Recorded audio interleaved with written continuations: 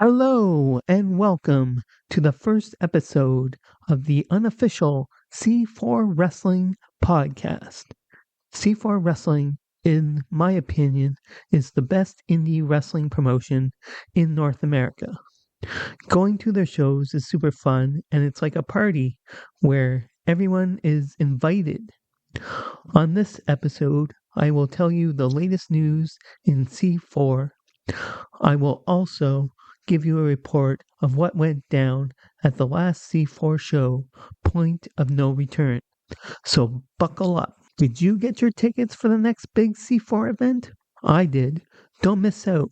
Tickets for the next event, Collateral Damage, are on sale now at Vertigo Records, located at 1208 Bank Street, and at the Odds and Sods shop, located at 1400 Clyde Avenue, Unit 8 in Nepean. In C4 Wrestling news, the first two matches for the show has been signed. It'll be Stu Grayson taking on Sheldon Jean in a last man standing in Little Italy. The match can only be won by knockout or tap out. I'm looking forward to this match, and I think they'll put on a good show. The other match that has been announced is the match that got postponed last month. It will be Vaughn Vertigo against Alexa Nicole and Gabriel Furza. It should be a good one. Looking forward to seeing Vaughn Vertigo in action again, as well as Nicole and Gabriel. I will be giving my predictions for the whole card on the Go Home show for Collateral Damage. All right, I'm going to give a report of the last show, C4's Point of No Return.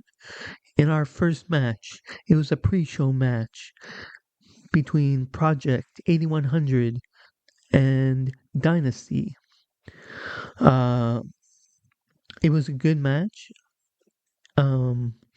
Dexter Doom had his opponent up for a stalling vertical suplex at one point, which showed off his strength. And Hattie got in some good moves too. And Project 8100 eventually got the win over Dynasty. I was not familiar with them, but they were good. After the match, Project 8100 cut a promo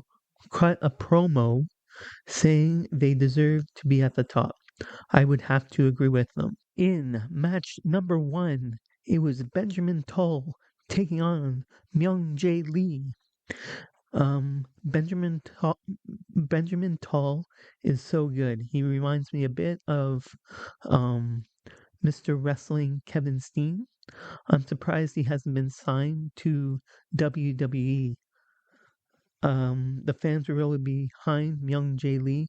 He hit some nice arm drags early on. Benjamin Tull came back with some big offense. Tull hit a black hole slam for a near fall. Tull went for a swanton of sorts, but Lee moved out of the way and he crashed right in the center of the ring. Lee hit a reverse German for a near fall, and then a Rana followed up with a kick to the head. Tull eventually hit a driver of sorts for the pin and the win to retain the C4 Underground Championship. After the bell, Tull hit him with a short arm clothesline and then beat him down some more. Tull then set up a chair in the corner and whipped Lee into it. It was a good, fun match to kick off the show. In match number 2, we had Drea Mitchell taking on Leah Sparks. both of these women are great wrestlers. Mitchell hit Leah with a pump kick, sending Leah, who was on the top rope, tumbling to the floor. Mitchell looks like a powerhouse in this bout. Sparks hit a nice crossbody from the top. Mitchell eventually came back, hit a power bomb for the pin and the win. It was a really good match. In match number 3, Ryan Clancy took on Kevin Blackwood. Kevin Blackwood is a great wrestler, and Ryan Clancy is one of my favorite wrestlers, and I'm glad he's getting booked in C4 now. They were having a great match, but then Haley Dillon came in and hit a suplex of sorts on Clancy. This allowed Blackwood to hit a double stomp on Clancy for the pin and the win. After the match, Haley took the microphone and cut a promo. It got some good heat. Ryan Clancy, though, was robbed. I think he should have won that match. And I think there should be a rematch between these two where Haley Dillon is barred from ringside. Come on, Mark, you know you want to book it. In match number 4, we had Vanessa Craven, Junie Underwood, Brent Banks, London Lightning, and Dylan Donovan taking on Tabernacle Team, Locked and Loaded, and Casey Diamond. I guess this was the match where everyone else was thrown in together for this 10-man tag. I like that one team came out in matching flannel. Donovan looked good in this match. The fans were at one point chanting, "This is awesome," and it was awesome.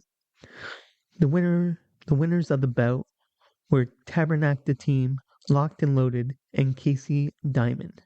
It was a good match and no real complaints. It was good. In match number 5, it was Stu Grayson taking on Sheldon Jean. Sheldon hit Grayson in the back with a chair as Stu was making his entrance. Sheldon beat him down in the ring for a few moments, and then event staff came in to stop him. With Sheldon on the floor, Stu climbed to the top rope and hit a cannonball.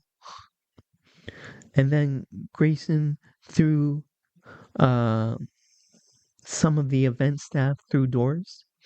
So that was pretty cool. And then Stu took the microphone and said that on the next show they will face off in a last man standing match, and it'll be tap out or pass out is the only way to win. In match number 6, we had Marcus Mathers taking on Kevin Koo. There was great back and forth wrestling to start off the match. I thought this match was amazing. I'm a big fan of both of these guys, and Marcus Mathers was able to retain the Independent Wrestling World Championship. I'd really, really, really like to see a rematch between these two.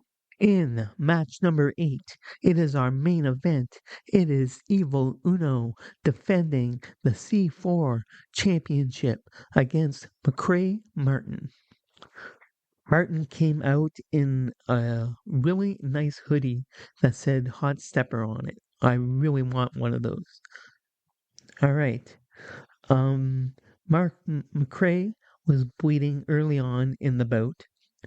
Later, McCray hit an assault driver for a near fall. He brought thumbtacks in the ring. McCray went for a power bomb, but dropped Uno, and Uno stomped his hand into the tacks. McCray came back and body slammed Uno into the tacks. McCray then ripped Uno's shirt, exposing his back, and slammed him again into the tacks. McCray went for a pin, but Serge stopped it because they were in the ropes. Martin threw Surge into a door. Martin hit a big splash for a near fall. Junior came to ringside. He gave McRae a beer bottle. Uno threw tacks in Martin's eyes and then hit him with the championship belt. Uno broke the beer bottle and put the glass in Martin's mouth and on his back. He then took a steel chair and hit Martin in the face with it. Uno put a chair around Martin's neck. He went to hit him with a chair, but Benito threw in the towel to end the match. This match was incredible.